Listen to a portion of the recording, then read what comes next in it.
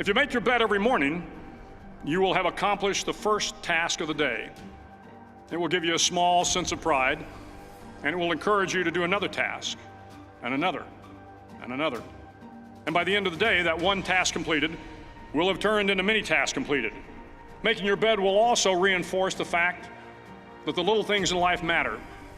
If you can't do the little things right, you'll never be able to do the big things right. And if by chance you have a miserable day, you will come home to a bed that is made, that you made.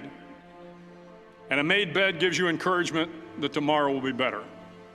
So if you want to change the world, start off by making your bed. During SEAL training, the students are all broken down into boat crews.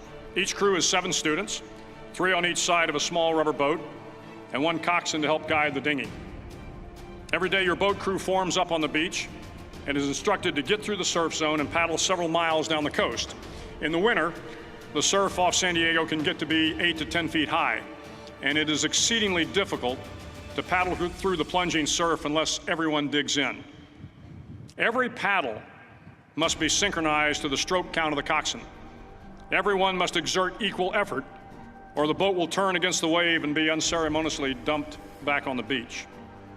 For the boat to make it to its destination, everyone must paddle.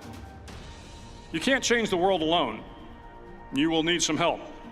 And to truly get from your starting point to your destination takes friends, colleagues, the goodwill of strangers, and a strong coxswain to guide you. If you want to change the world, find someone to help you paddle. Over a few weeks of difficult training, my SEAL class, which started with 150 men, was down to just 42. There were now 6 boat crews of 7 men each. I was in the boat with the tall guys, but the best boat crew we had was made up of the little guys, the Munchkin crew, we called them. No one was over 5'5". The Munchkin boat crew had 1 American Indian, 1 African American, 1 Polish American, 1 Greek American, 1 Italian American, and 2 tough kids from the Midwest. They out-paddled, outran, and outswam all the other boat crews. The big men in the other boat crews would always make good-natured fun of the tiny little flippers the Munchkins put on their tiny little feet prior to every swim. But somehow these little guys from every corner of the nation and the world always had the last laugh, swimming faster than everyone and reaching the shore long before the rest of us. SEAL training was a great equalizer. Nothing mattered but your will to succeed, not your color, not your ethnic background, not your education, not your social status.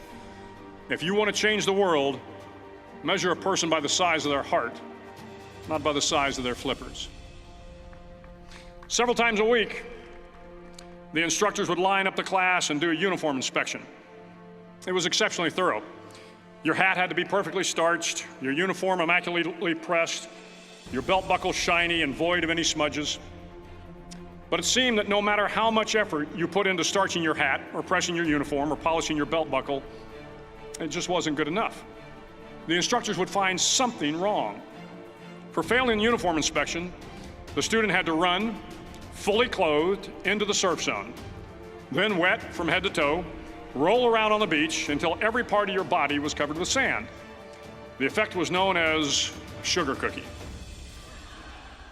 You stayed in the uniform the rest of the day, cold, wet, and sandy. There were many a student who just couldn't accept the fact that all their efforts were in vain, that no matter how hard they tried to get the uniform right, it went unappreciated.